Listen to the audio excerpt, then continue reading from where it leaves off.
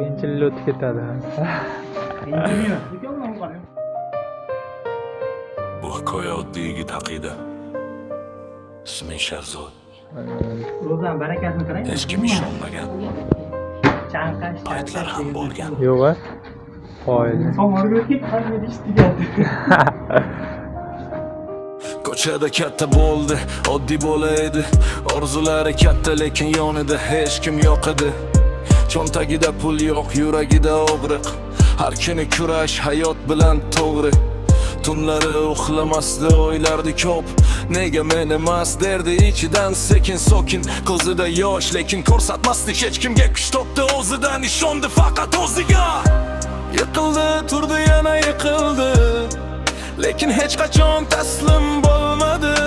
Og'riqni kuchga aylantirdi va yo'lini o'zi yaratdi. Shahzod oddiy yigit edi bir vaqtlar, charenning diringda turadi. Ko'zida olovlar, dincha har bir zarba, o'tgan kunlar izi. Shahzod bugun chempion yo'li.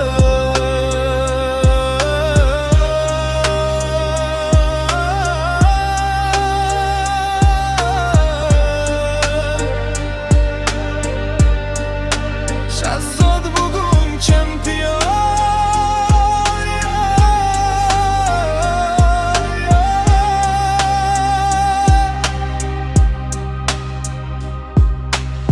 Zal sovuq edi, lekin u qolardi kechgacha. Qo'llari og'rirdi, lekin to'xtamasdi hech qachon. Murabbiy dedi, senda bor iste'dod. U esa dedi, men bo'laman chempion. O'z qoldi sabr. Har zarba ortida dard yashiringan, har g'alabada eski yaralar bilinadi. U kuladi, lekin ichida jang. Shahzod hayoti bu haqiqiy dram. Endi hamma qaraydi unga boshqacha. Kecha ishonmaganlar bugun yonida, lekin unutmaydi qayerdan kelgan.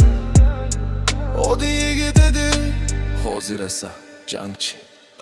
Shahzod oddiy yigitdi bir vaqtlar, charenning diringda turadi. Ko'zida olovlar, vencha har bir zarba, o'tgan kunlar izi.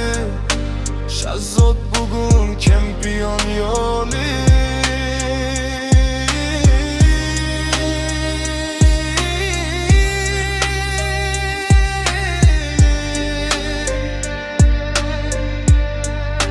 Shahzod bugun chempion yo'li.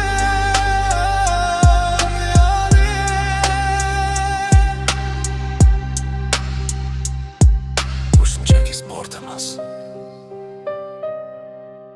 Shahzod